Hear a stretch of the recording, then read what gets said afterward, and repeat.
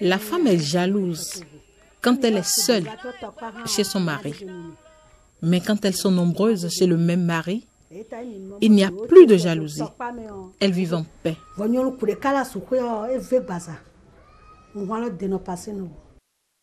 Quand nous lisons Genèse chapitre 2, verset 21 au verset 25, l'homme quittera son père et sa mère et s'attachera à sa femme et ils deviendront une seule chair. Une femme et non des femmes. L'Église qui condamne la polygamie et prône la monogamie est en train de faire une grande erreur qui va la rattraper demain. La polygamie est interdite seulement dans 1 Timothée 3. L'évêque doit être mari d'une seule femme. Les statistiques ont montré qu'aujourd'hui, il faut plus de 7 femmes pour un seul homme. Si un homme prenait une femme, que deviendraient les autres femmes? A priori, lorsque vous amusez à voir un nombre incalculable de femmes, vous courez le risque d'avoir un nombre incalculable de difficultés et de malheurs.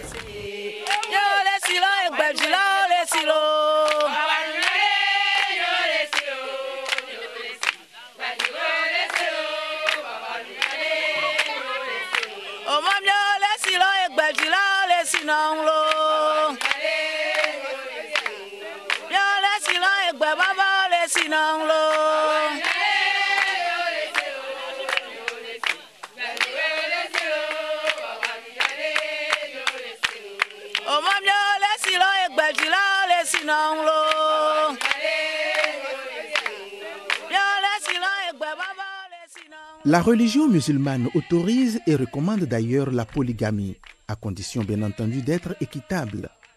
Les religions endogènes qui n'y voient aucun inconvénient l'ont adoptée. Par contre, le christianisme, très catégorique, ne la tolère pas.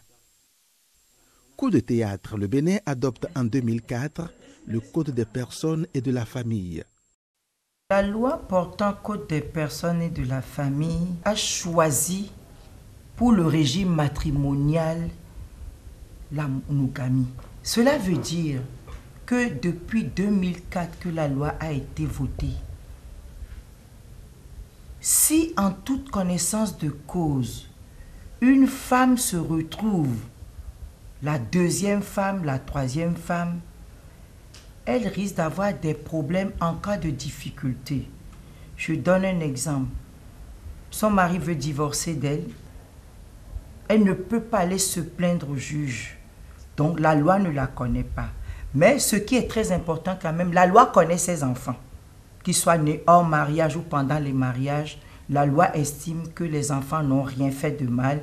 Et dès que la première épouse sait qu'il y a un enfant dehors, la loi lui permet d'hériter au même titre que les enfants légitimes. Selon les Saintes Écritures, Genèse chapitre 4, le verset 19, le premier polygame dans l'histoire de l'humanité s'appelle Lémec, un des arrière-petits-fils de Caïn.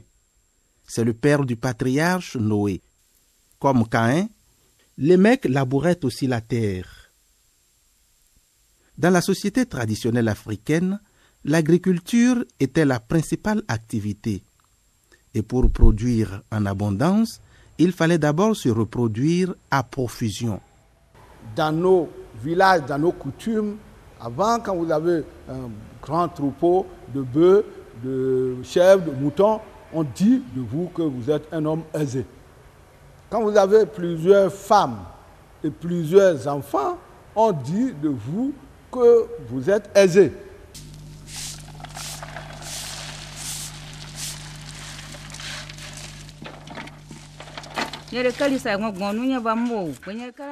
J'étais seule chez mon mari. Mais vu l'ampleur des travaux que j'effectuais à la maison et surtout dans les champs de mon mari, je l'ai supplié d'épouser d'autres femmes pour m'aider.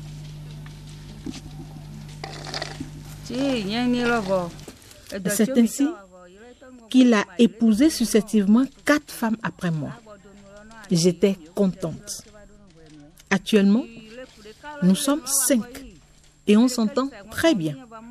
Il n'y a pas de bagarre entre nous. Nous vivons comme des sœurs.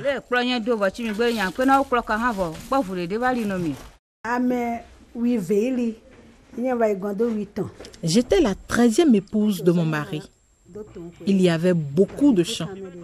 On y allait toutes, avec tous les enfants.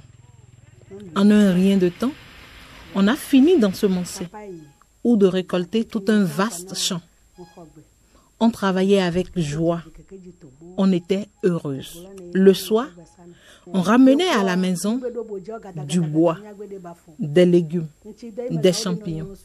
On ne dirait même pas des coupouses. Il y avait de la nourriture en abondance. On était très bien.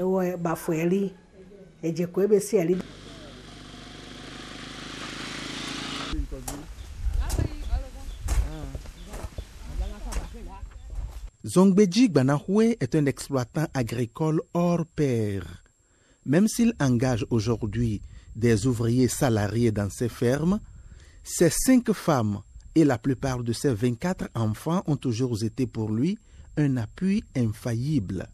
Je le connais depuis 1995, que nous sommes ensemble. C'est un agriculteur de grand gabarit, puisqu'il a 570 hectares de palmeraies plantées, palmeraies sélectionnées, 100 hectares d'agrumes, 50 hectares de teck, les superficies réservées aux plantations ou bien aux cultures vivrières, haricots, maïs, on ne compte pas ça. Cette année, par exemple, il a eu à faire 100 hectares de coton. Compte tenu de l'envergure du travail qu'il fait, il a besoin des proches en qui il fait confiance pour leur confier des activités. Donc en cela, une seule femme ne peut pas régler. Aujourd'hui, il a 5 femmes et il a 24 enfants.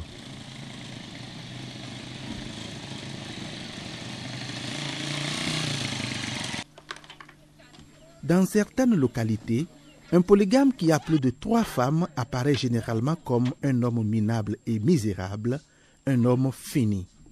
Les ennuis financiers, les commérages, les bagarres quotidiennes des épouses jalouses, l'insubordination des épouses frustrées avec l'infidélité de certaines femmes insatisfaites ou révoltées, sans oublier la rébellion des enfants mal aimés, affamés ou abandonnés, font du foyer de cet homme un réel enfer au quotidien.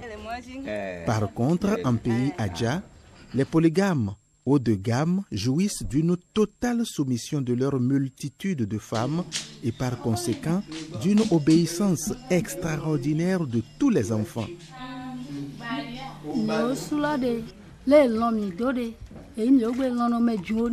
Notre mari nous aime et nous l'aimons aussi.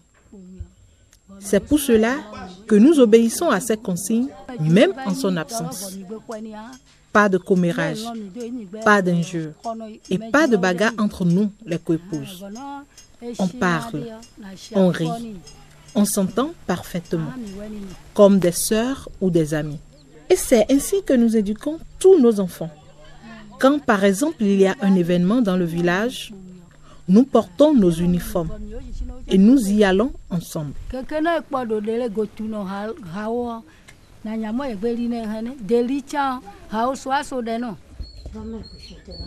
Pour se rendre au puits ou au marché et même pour aller faire ses besoins, la femme traditionnelle Adja doit avant tout requérir absolument l'autorisation de son mari.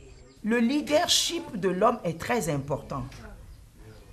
Dans ce genre de mariage traditionnaliste, l'homme sait comment gérer chaque femme. Parce qu'ils ont été éduqués comme ça, ils ont vu leur père faire ça.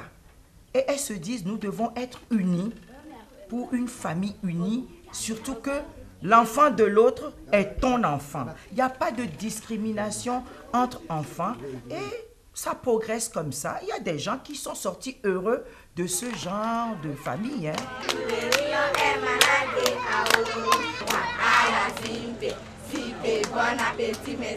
Ne vous y méprenez surtout pas. Ce n'est ni un pique-nique, ni une fête des enfants. Ce n'est non plus ni une école maternelle, ni un orphelinat. Nous sommes ici chez le colonel civil Davy. Le colonel Davy est un homme exceptionnel. Il bat tous les records. J'ai 21 femmes, 55 enfants. Je suis un roi. Si tu veux, tu peux marier la femme jusqu'à 80. C'est pourquoi moi, j'ai choisi 21 d'abord. Mais je n'ai pas encore fini. Chez moi, il n'y a pas la jalousie entre les femmes. Donc, tous les jours, il y a la nourriture, il y a les moyens, il y a tout. Et ils vivent ensemble, ils mangent ensemble, ils préparent ensemble. Il n'y a pas le bagage, il n'y a pas le jaloux chez moi. Moi, j'ai peur. Nous serons 21 à partager un seul homme. C'est-à-dire que ce sera une programmation où chacun attend son tour. Non, moi, personnellement, je ne serai pas d'accord d'attendre mon tour. Vous voyez, entre la première jusqu'à la 21e, comment il va faire son programme pour avoir des rapports sexuels. Vous savez que moi, je dis les choses de façon claire. Parce que les rapports sexuels font partie des obligations du ménage.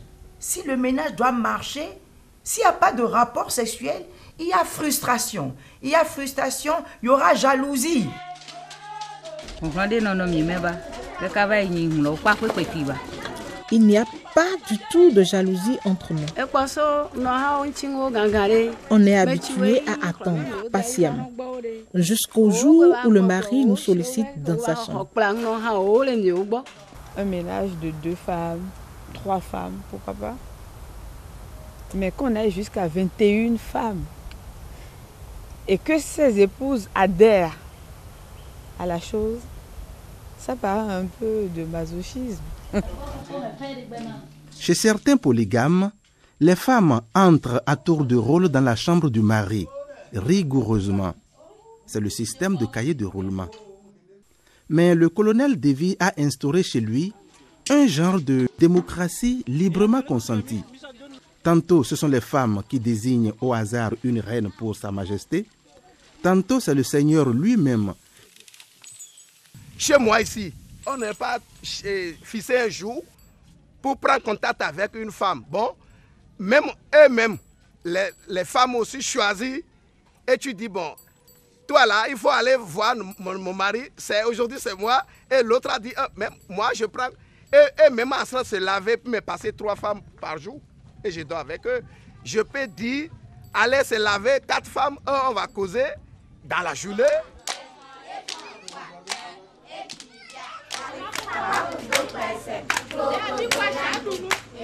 Les enfants mangent 3 fois par jour. Mais c'est une maman qui va préparer dans une semaine, lui passe et l'autre prend ça. L'enfant ne doit pas que son maman n'est pas là. Même ce bébé qui est ici, si maman quitte, le bébé n'est pas réclamer que son maman est quittée à son côté. Puisque si a besoin du lait, voilà le lait ici. Si l'autre a besoin, voilà le lait ici. Donc il y a tout dans ma maison. Entre mes enfants, il n'y a pas de bagarre. Aucun problème, aucune souci dans ma maison. Je suis bien là où je suis heureux.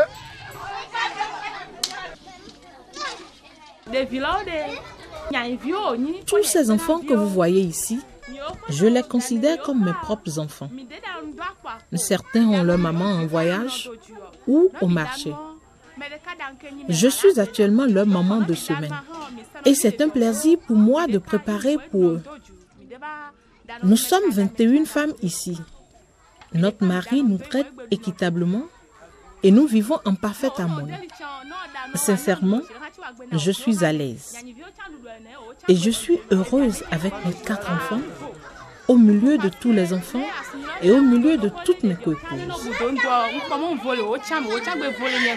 On ne parlerait pas, soyons sérieux, de ménage polygamique, mais d'une communauté. Tout simplement. Humainement parlant, ça ne tient pas. Déjà jusqu'à 21 épouses, ça paraît un peu pervers. Le colonel Davy était un puissant homme dans un passé récent. Avec ses pouvoirs magiques dissuasifs et sa terrible milice, bien sûr avec la bénédiction tacite des autorités politiques d'alors au plus haut niveau, l'homme a pu exterminer tous les tristement célèbres gangsters et tous les autres hors-la-loi qui terrorisaient en plein jour les populations du Mono-Koufou. humiliant ainsi les forces de sécurité publique, déjouant et défiant impunément toute l'autorité de l'État. Cette renommée lui a valu beaucoup de femmes.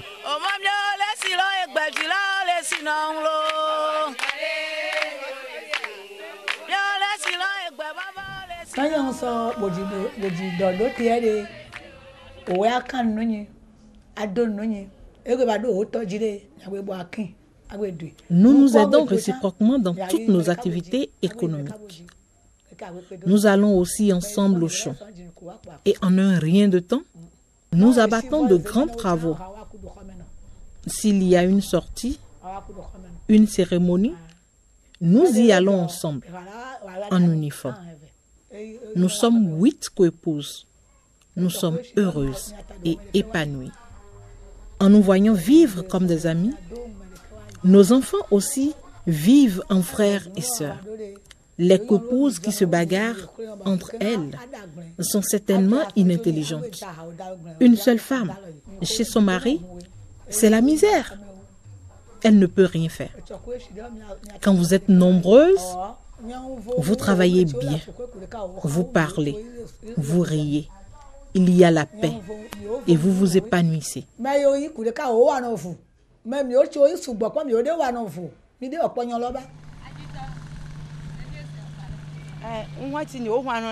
Oui, nous sommes heureuses. Pas de médisance, pas de jalousie entre nous. Notre jalousie, c'est la rivalité positive dans le travail, la saine émulation. Ma coépouse est partie au marché de Dogbo. Moi, je vais au marché de Cotonou. Si elle rapporte 5 000 francs à la maison, moi, je dois tout faire pour apporter 10 000 francs. Une autre peut rapporter 12 000 francs.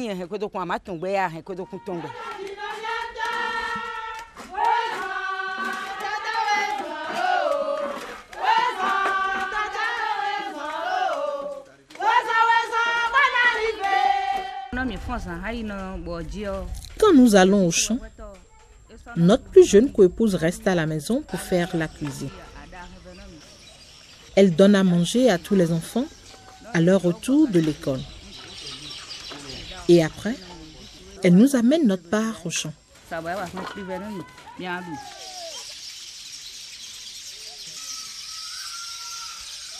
Mon papa a 5 femmes. Depuis mon enfance jusqu'à aujourd'hui, je n'ai jamais vu ma maman bagarrer avec ses épouses. Papa a 24 enfants, dont 14 garçons, 10 filles. Malgré que nous ne sommes pas de la même mère, nous vivons bien, on s'entend bien. Ça m'étonnerait que ce soit le calme total, le grand bonheur, et que cette façon de vivre, cette communauté, comme je disais, vraiment ne cache pas des détresses.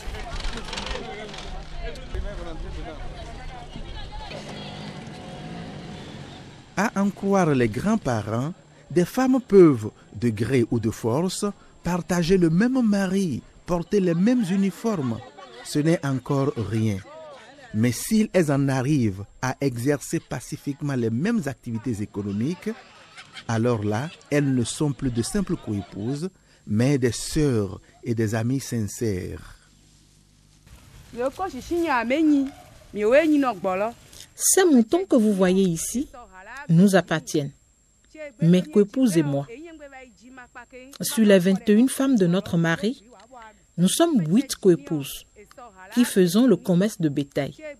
Nous allons chercher des fourrages à tour de rôle.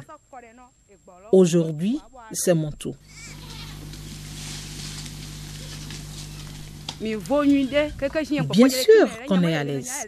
On peut ne pas avoir beaucoup d'argent, mais dans notre tête, je vous jure, on est tranquille et heureuse. Certaines femmes traditionnelles Adja consultent des féticheurs et elles font même des sacrifices pour obliger leur mari à épouser beaucoup de femmes. D'autres carrément s'investissent pour prendre des femmes à leur mari peu entreprenant. Dès que mon mari déniche une jeune fille qui lui plaît, il m'informe. Aussitôt, je me rapproche d'elle pour lier amitié. Je lui fais des cadeaux pour mieux l'attirer et je commence par lui faire des avances. Généralement, ça marche. Et j'organise toutes les dépenses avec mon propre argent jusqu'au mariage. Elle arrive à la maison et nous vivons en parfaite harmonie.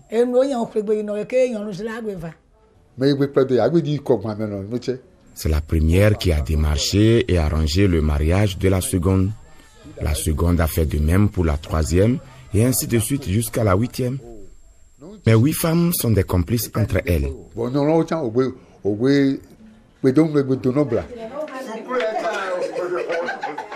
Pour maintenir la paix et l'unité dans la famille polygame, le mari commun doit aimer et traiter équitablement toutes ses femmes dans tous les domaines. Si la nuit, notre mari fait un cadeau à la femme qui a dormi avec lui, le lendemain matin, celle-ci doit nous informer. On partage cela entre nous. Ou bien, chacune va chercher sa part chez le mari. On n'est pas du tout égoïste. On partage tout ensemble. J'achète beaucoup les pailles, je tâche les pailles sur le sachet noir et chacun va prendre son choix. Mais 8 femmes se partagent tous les secrets. Tout. Même les paroles douces que je prononce secrètement dans le creux de l'oreiller, la nuit pendant nos ébats amoureux, le matin, elles se racontent tout. C'est bizarre.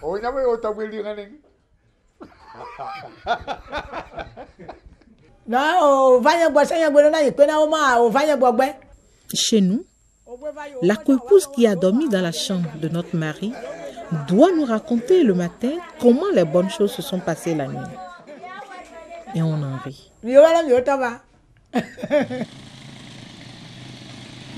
Dans le pays Adja, où la principale activité est l'agriculture, le père de famille est comme un chef d'entreprise. Ses femmes, ses enfants et les autres membres de la famille travaillent tous prioritairement pour l'aider à produire en abondance. Mais cette main-d'œuvre n'est pas rémunérée à la fin du mois.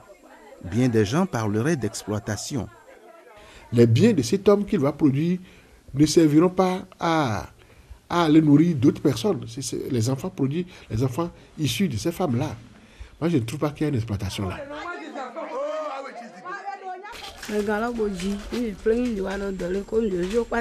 Nous n'avons pas de champ pour nous-mêmes, puisque nous travaillons tous les jours dans le champ de notre mari. Bon, nous n'avons pas de salaire mensuel en tant que tel. Mais ce n'est pas un problème, puisque notre mari subvient toujours aux besoins de toute la famille. Quand nous avons par exemple des cérémonies dans nos propres familles, c'est lui qui se charge de toutes les dépenses. Et il le fait très bien. Et aussi, il investit le fruit de notre travail commun dans l'éducation de nos enfants. Demain, quand nous serons vieilles, nous en profiterons. Donc, selon nous, nous sommes heureuses.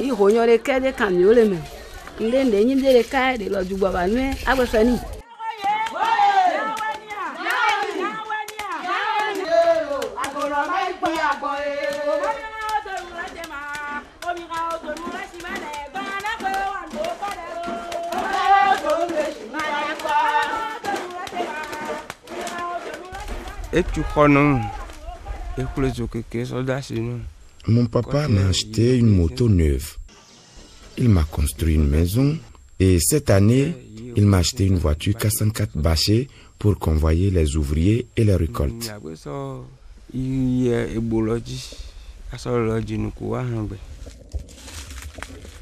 On n'a pas le salaire qu'on gagne à la fin du mois. Mais au moment où je peux conduire des motos, on m'a payé des motos.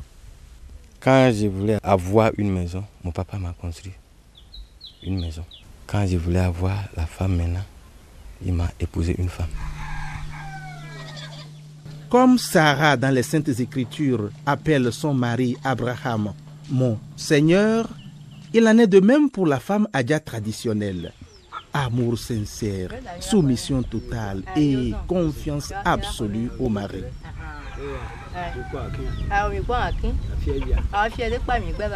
Du retour du marché, elle doit avant toute chose aller faire les points de ses recettes de la journée à son époux, son Seigneur.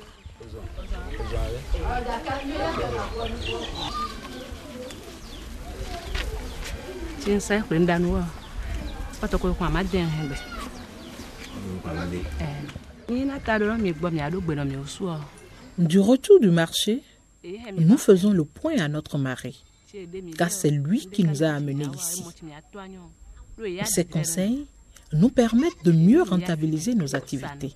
On lui remet nos économies et il nous aide à acheter des plantations, des terrains ou à construire des maisons. Une femme mariée ne doit rien cacher à son mari.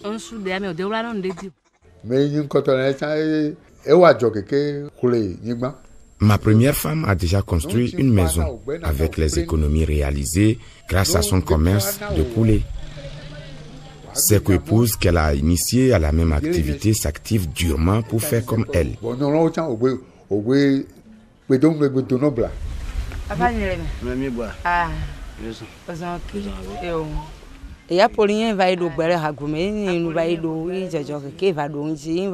Je viens juste de retirer ma tontine de 400 000 francs chez Apollinaire. Pour le moment, je ne sais pas encore ce que je vais en faire. J'ai donc remis l'intégralité à mon mari. C'est lui qui doit décider après ce qu'on va faire avec cet argent.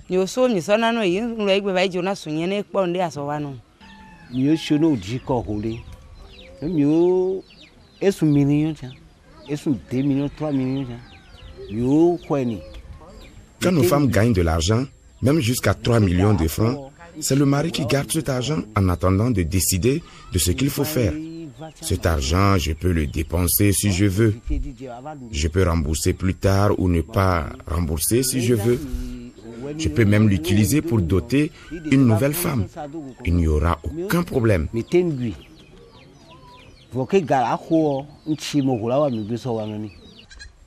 Prendre toute la tontine de son épouse pour payer la dot d'une nouvelle femme et célébrer son mariage, c'est inconcevable car cela tient de l'anachronisme.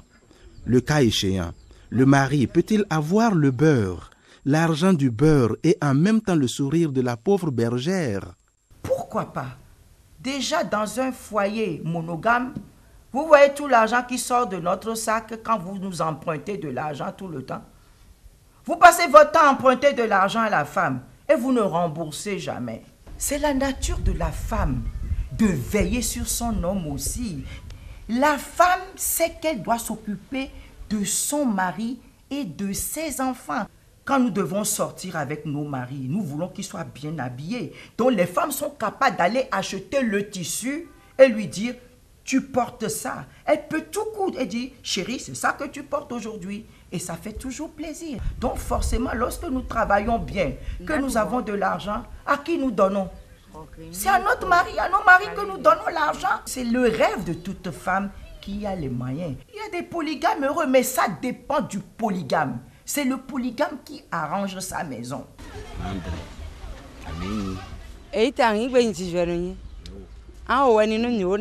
Où est le problème? Si mon mari prend ma tontine pour doter une nouvelle femme, c'est une bonne chose. Je serai fière et heureuse d'avoir aidé mon mari à réaliser un projet qui lui tient à cœur. Ainsi, nous serons plus nombreuses dans la maison. Le travail sera allégé. Nos enfants seront plus nombreux et plus forts demain. Toutes mes autres épouses remettent aussi leurs économies à notre mari. Il n'y a aucune inquiétude à cela.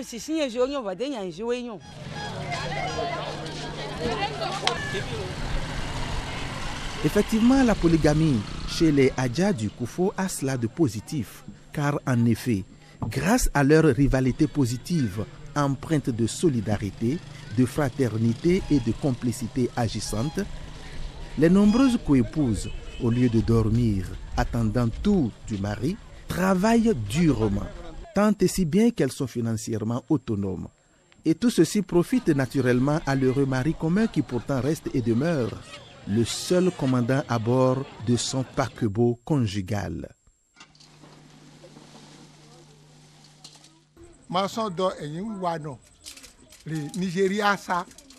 J'étais maçon au Nigeria, du temps du président Shagari. Comme le travail ne marchait plus là-bas, je suis revenu au village. Je ne fais plus rien, mais j'aide les douaniers à ouvrir et fermer la barrière.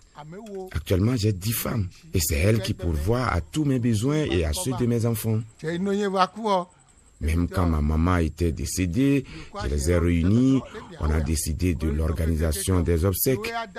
Elles se sont réparties les dépenses à effectuer et chacune a apporté sa part, du riz, du maïs, des moutons, de l'huile, la boisson et tout ce qu'il faut pour bien organiser les cérémonies. Exactement. Voilà le reste des moutons que nous avons attachés là-bas. Tellement il y en avait, les vivriers, il y en reste également dans la chambre. Ah, mes femmes là, elles ont beaucoup dépensé, hein? Dans ces circonstances, bien des gens pourraient parler d'exploitation de la femme par l'homme. Dès lors qu'il y a consentement entre le mari et ses épouses et le consentement entre les coépouses, donc aussi bien de façon verticale qu'horizontale, il n'y a plus d'exploitation de la femme par l'homme parce que c'est un mariage consensuel traditionnel. Et chacun a son rôle, chacun sait pourquoi elle est là et le mari sait comment les diriger aussi.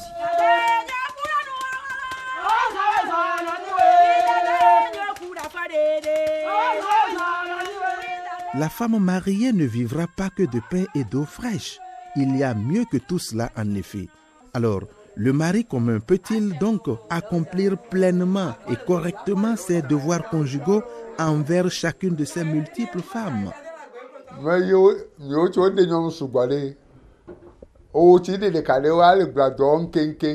Ici dans le Koufo, nos femmes ne sont pas des obsédées sexuelles. Non, leurs désirs ne sont pas tournés vers le sexe, mais vers le travail. Travailler pour gagner de l'argent, c'est cela leur préoccupation première. Moi-même, je peux passer un mois dans la chambre d'une femme sans même la toucher une seule fois. Elle ne va même pas se plaindre. Elles sont ainsi éduquées.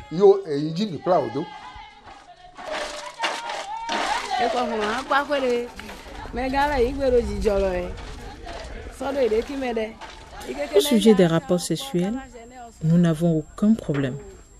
Faire l'amour n'est pas notre premier souci. Notre mari choisit librement d'aller avec la femme qui lui plaît. Les rapports sexuels, bon, c'est une fois en passant. Ce n'est pas obligatoire. Le plaisir charnel n'existe pas dans la société africaine. Si on aborde une femme, c'est pour produire des enfants. C'est pas pour aller s'amuser, se faire plaisir. Non. C'est avec les Européens qu'on a entendre des choses comme ça. Et c'est ça qui déprave la société aujourd'hui.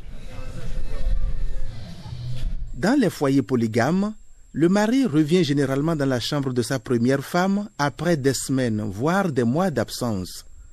Éreinté et essoré par les autres coépouses, comme une orange pressée, ce dernier bâcle ses devoirs conjugaux ou bien il les remet à plus tard. Dans ces circonstances, certaines femmes frustrées se livrent ainsi à l'adultère dans d'autres localités. Mais ce n'est pas le cas des femmes traditionnelles à Dja. Aucune de nos femmes traditionnelles ne peut commettre l'adultère. Impossible. Elles savent toutes que leur mari a des pouvoirs pour les contrôler en tout temps. Même si cette idée venait par hasard à effleurer son esprit, elle doit venir se confesser à moi, sinon elle va saigner jusqu'à mourir. Non, chez nous ici, en pays Adja, nos femmes traditionnelles ne peuvent jamais commettre ni l'adultère, ni la prostitution, sauf celles qui sont allées ouvrir les yeux en ville. On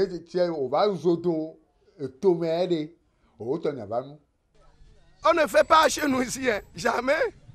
Si un garçon fait yeux, comme on le cherche, on le fait quelque chose, quand la femme est revenue à la maison, elle ne dit pas à son mari, elle va tomber malade. Il n'y a pas du temps, jamais. Tu as vu toutes les femmes que tu as vues, 21 là. Tu ne veux pas trouver une seule qui va rentrer dans Zemidjan pour aller quelque part. Elle ne peut même pas tricher.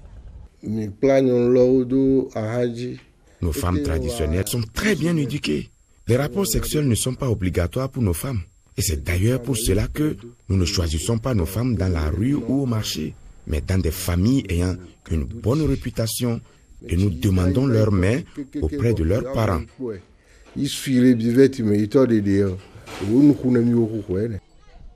Le colonel Davy est avancé en âge, certes, mais n'allez surtout pas penser que la nuit, quand il rentre dans la chambre, c'est pour dormir et ronfler.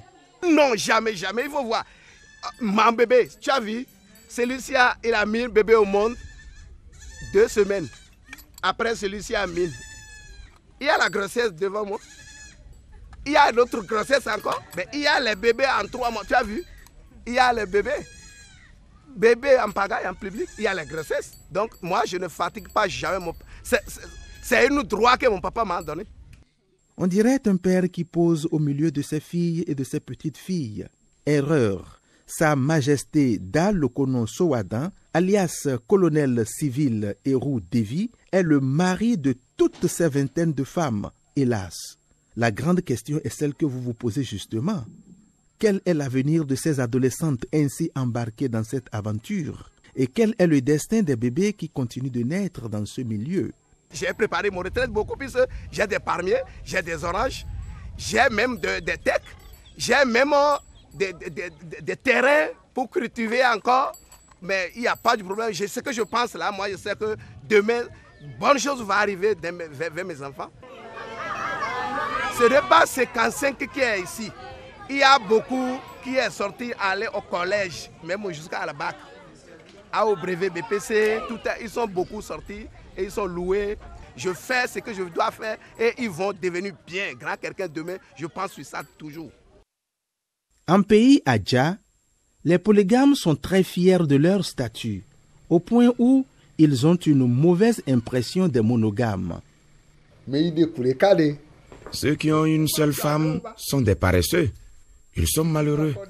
Ils se tracassent tout seuls à longueur de journée pendant que la femme dort, attendant tout du mari. Et la nuit, elle lui fait encore des chantages. Pour avoir ses faveurs, le mari est obligé d'écraser le piment et de laver les dessous de sa femme. C'est pas malheureux ça? Et quand les enfants sont grands, elle tue le mari pour hériter de tous ses biens.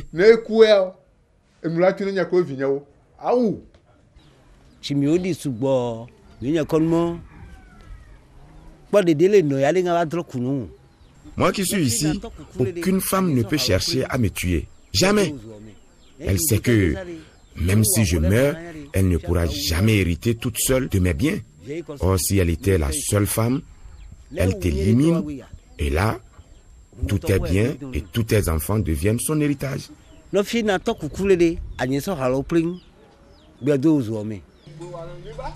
Il y a quelques années, exaspérées de l'ampleur de la polygamie en pays Adja, les femmes juristes du Bénin et quelques autres femmes émancipées, le code de la famille sous les bras et des discours éloquents sur les lèvres, ont fait des descentes musclées sur le terrain. Elles croyaient ainsi pouvoir amener leurs sœurs des villages à se soulever contre la polygamie et par ricochet se libérer du joug de leurs conjoints profiteurs. Mal leur en a pris malheureusement. Elles ont été désavouées et chassées. Ces femmes éclairées qui prêchent la monogamie à travers des lois n'ont rien compris. Elles n'ont qu'à plaider leur propre cas. D'ailleurs, quand nous les regardons, leur situation nous fait même pitié. C'est sûrement la manière dont la question de polygamie est posée ou abordée avec ces femmes qui sont déjà engagés dans le système, qui peut-être les blessent, froissent leur amour-propre, froissent leur orgueil et qui les amènent à faire les réponses là pour rabrouer les femmes qui sont en train de les sensibiliser. Parce que ces femmes peut-être ne sont pas des modèles de mères, de conjointes, que ces femmes-là leur font peut-être les réponses là, comme pour dire que ma vie, je la préfère à la vôtre. Moi, je crois que cette loi va faire plus de mal à la femme que du bien. C'est pourquoi en Europe aujourd'hui, vous avez des célibataires de 50 ans, de 60 ans, qui ne veulent pas se marier.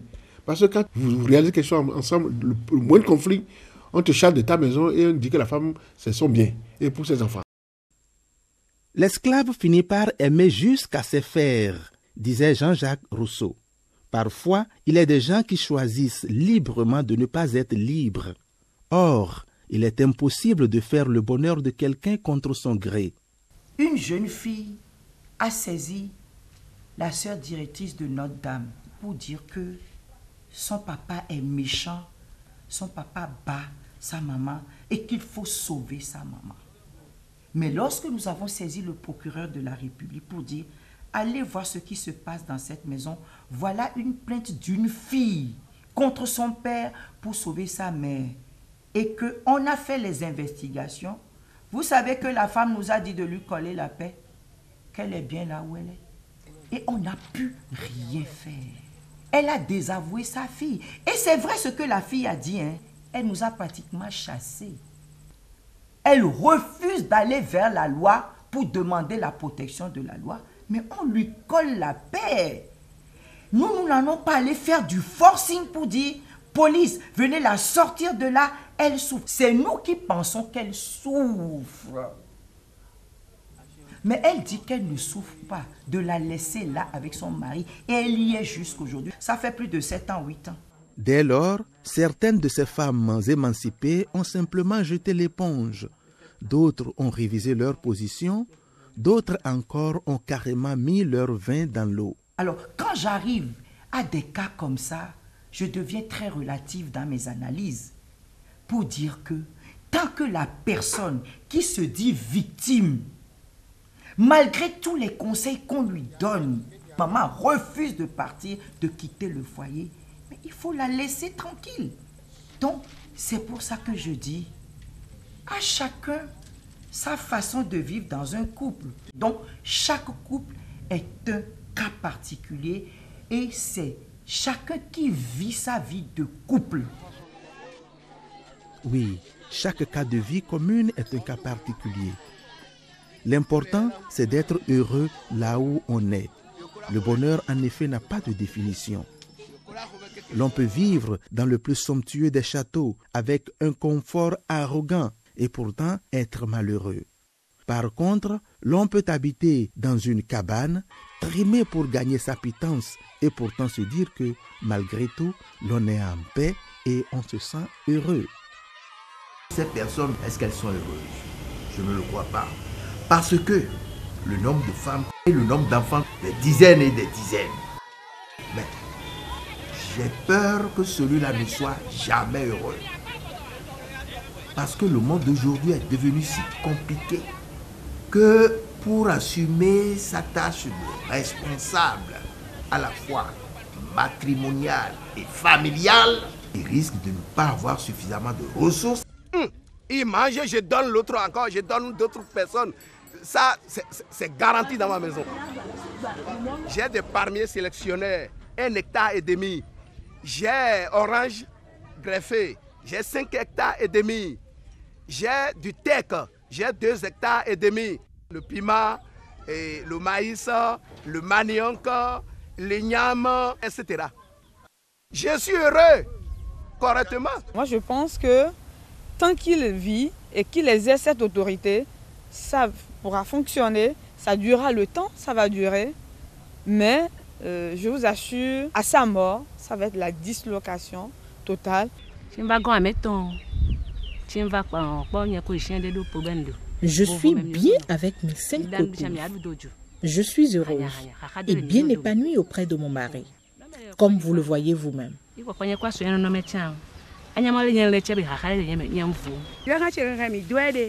Chez nous, nous vivons comme des sœurs et des amis et non comme des rivales. On peut ne pas avoir beaucoup d'argent ou des biens matériels. Mais dans notre tête, on est tranquille et on est vraiment heureuse.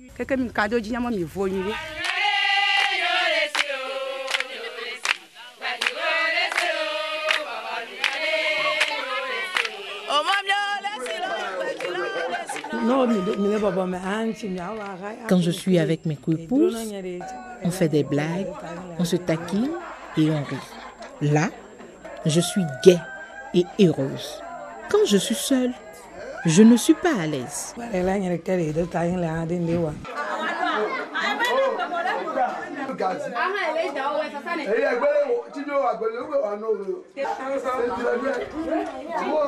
Le vieux Fanoukounou vit en parfaite symbiose avec ses 8 épouses. Quand l'envie le prend, il organise périodiquement une vraie ripaille pour festoyer avec tout le harem.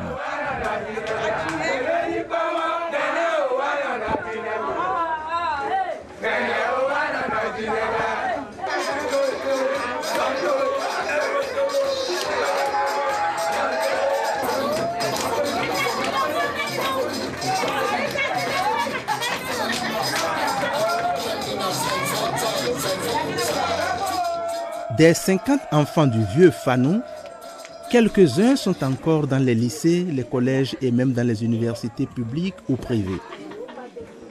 Nombreux exercent déjà des métiers honorables dans le privé ou dans la fonction publique. Et la plupart de ces filles ont épousé des hommes nantis. J'ai 8 femmes et 50 enfants. J'ai des camions, des terres, des plantations, des moulins. Si j'ai une cérémonie, je ne dépense plus rien. Ce sont mes femmes, mes enfants, mes gendres et mes brus qui se chargent de toutes les dépenses. Moi, je suis à l'aise. Je suis plus heureux que ceux qui ont une seule femme. Honnêtement.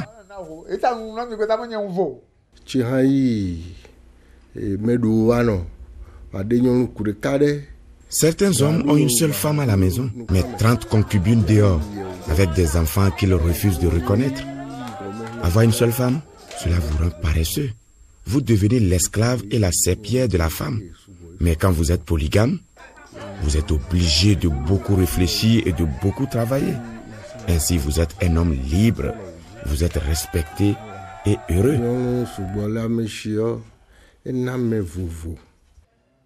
Zongbeji Banahwe est un agriculteur exceptionnel.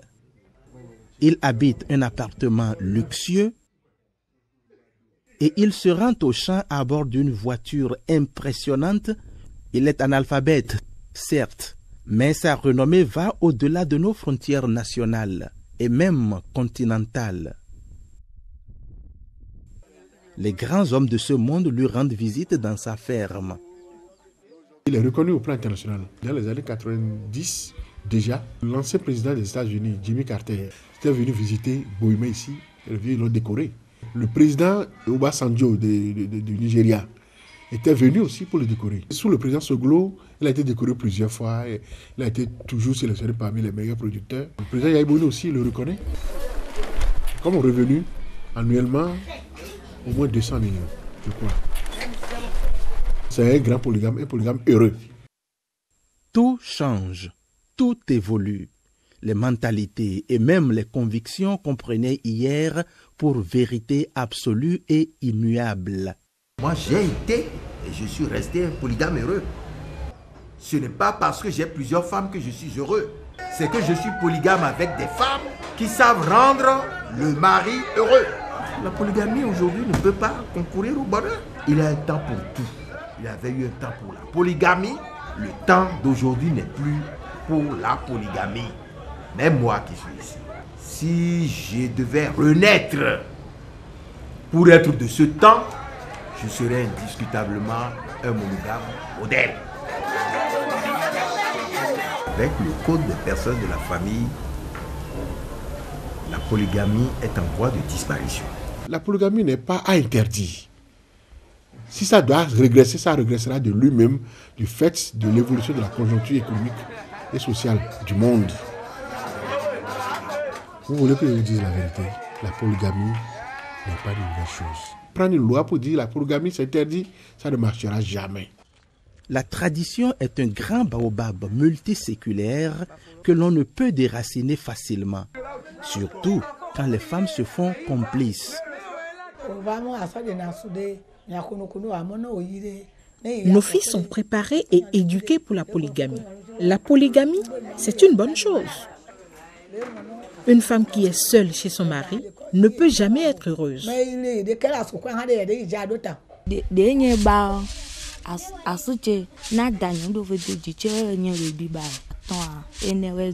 Moi, j'aimerais épouser un homme qui a au moins 4 femmes.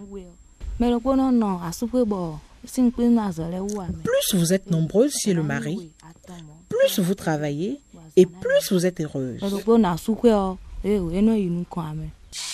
J'ai déjà une femme. Je vais épouser 3 femmes et ça va faire 4 femmes pour moi. Si mon papa avait une seule femme, il ne va pas avoir beaucoup d'enfants comme ça. Et aussi, il ne va pas implanter ses héritages pour nous. Si je devenais jeune fille, je ne souhaiterais plus jamais être la femme d'un polygame. Moi, j'aimerais avoir mon mari à moi toute seule. De nos jours, avoir beaucoup de femmes, c'est difficile. Car la mentalité des filles d'aujourd'hui, c'est de tuer la première épouse ou bien pousser sournoisement le mari à la repudier afin de prendre sa place.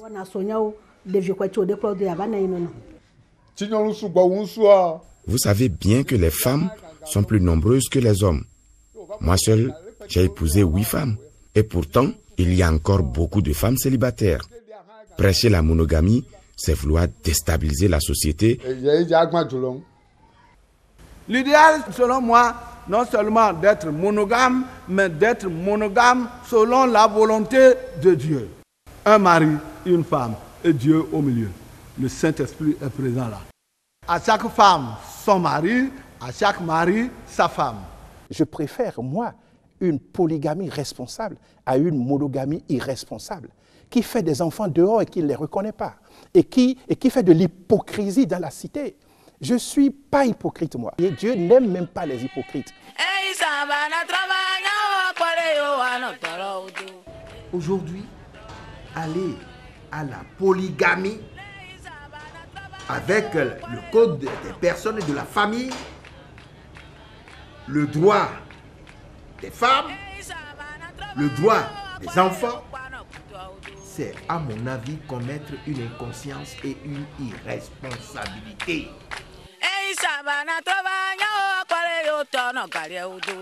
Des goûts et des couleurs, on ne discute guère.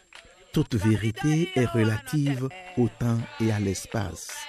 Vérité en deçà des Pyrénées, erreur au-delà. Blaise Pascal avait bien raison.